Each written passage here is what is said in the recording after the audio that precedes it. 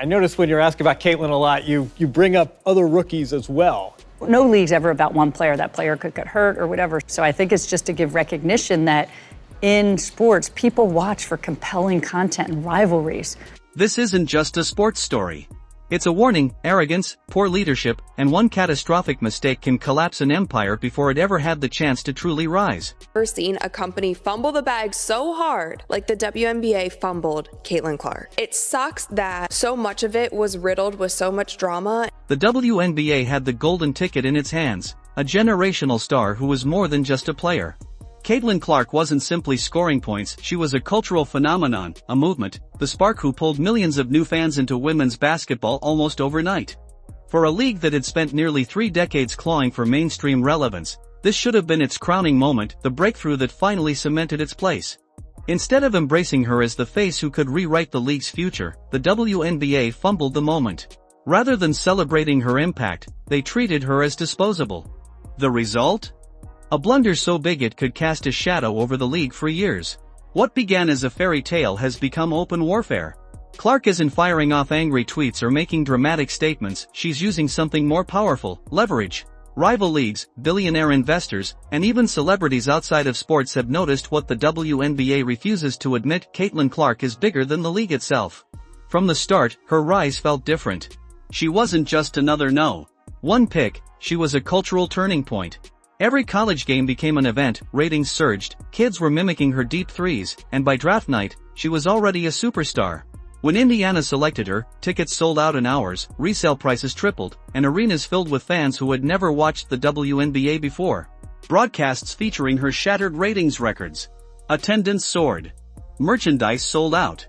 She accomplished in months what decades of rebrands and slogans couldn't. She made the WNBA matter. But instead of building around her and capitalizing on this once-in-a-generation wave, the league alienated her. Whether through poor scheduling, lackluster marketing, or public slights, the message was clear: she wasn't the savior, just another player. That decision may go down as one of the most damaging in sports history. Now, Clark is forcing a reckoning, not on social media, but in boardrooms. The offers are rolling in, and if she chooses to walk, the WNBA will have no one to blame but itself. This wasn't simple mismanagement. This was malpractice, the kind that rewrites history. In the W, we pride ourselves on having a super welcoming, don't get stoned, calm, low-stakes environment. Boston will hoist. She hit it! Where communication is highly valued. Oh, it's getting chippy. Collaboration is always encouraged. Oh, what a pick! We are devoted to working extra hard. We've been delivering astounding results since 1997. Back to back. Because this is a place where basketball matters. Beautiful pass and a good catch and finish. Big time! And if you love Enrique! real Thomas with the spin move. basketball, Unforgettable finish! welcome to the W. Let's talk numbers, because they make the betrayal undeniable.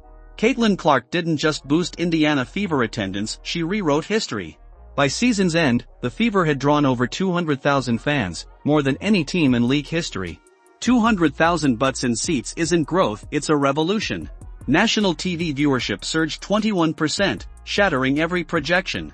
For a league that had begged for attention for nearly 30 years, this wasn't progress, it was survival. Clark became a walking economic engine. Every time she laced up, arenas sold out, merch flew off shelves, and ratings skyrocketed. And she did all this as a rookie, barely scratching her prime. For decades, the WNBA had tried everything: slogans, rebrands, partnerships, and nothing worked. Then Clark arrived, and suddenly the impossible became reality. She was the goose laying golden eggs night after night. And how did the league reward her? With the single most disrespectful paycheck in professional sports. Clark's rookie contract, 4 years, $338,000 total. That's about $85,000 a year, less than what many assistant coaches make, less than a mid-level manager at a tech startup. Now compare it to the NBA. The number 1 overall pick there signs a rookie deal worth around $55 million over 4 years. That's not a typo. $55 million versus $338,000, a gap so massive it's not just a pay cut, it's a statement. Clark was making 162 times less than her male counterpart. This wasn't just underpayment. It was devaluation written in black and white for the whole world to see. And once the disrespect went public, the ripple effect was brutal. Because when a league fails to protect and value its biggest star, it sends a message to everyone watching: she's fair game. She isn't special. She isn't untouchable. And that's when the disrespect stopped being about numbers and started showing up on the court. They try so long to get respect for women's basketball, and then they treat it like a junior high school girl's locker room. Junior high school girl antics on the court. Instead of playing the game, they got to be drama because they're jealous. Instead of letting their skills speak for themselves, they got to be drama because they're jealous. Almost immediately, Caitlin Clark became a target. Opponents saw the tiny paycheck, the lack of protection, the league's silence, and they pounced. Game after game, she was mauled: hard hip checks, shoves in midair, sneaky off-ball hits designed not to defend but to punish. These weren't normal fouls. They were calculated cheap shots, testing how much abuse she could take. And what did the referees do? Nothing. Whistles stayed silent. The league office looked the other way. They had no problem selling out arenas with her name, no problem using her face to market every game. But when it came to protecting the very star keeping their league alive, they disappeared. We have heard nothing from the WNBA, absolutely nothing. Brittany Griner elbowing Caitlin Clark in a crazy way and then calling her a trash white girl. And Brittany Griner has not commented, which I find significant. I've watched that video countless times, and it sure looks like Brittany Griner says, white girl. The boiling point came during an ugly incident fans still haven't forgotten. Cameras appeared to catch Brittany Griner directing an untoward remark at Clark during a game. The clip spread like wildfire. Lip readers weighed in. Outrage exploded online. And yet, the league stayed silent: no investigation, no suspension, not even a fine. The message couldn't have been clearer: Caitlin Clark was on her own. And that message was dangerous. When refs refuse to protect and the league refuses to punish, every opponent feels emboldened. Every shove hits harder. Every foul gets dirtier. The WNBA sent its brightest star into battle with no armor, and everyone knew it. You can survive a bad contract. You can endure disrespect. But night after night of unchecked cheap shots? That has a cost. And on September 5, 2025, the bill finally came due. Clark was ruled out for the rest of the season with a right groin injury. Headlines tried to frame it as bad luck, a tragic twist of fate. But this wasn't random chance, it was months of negligence catching up. The league had failed to protect its most valuable player, and now it might pay the ultimate price. Higher television ratings, higher attendance figures.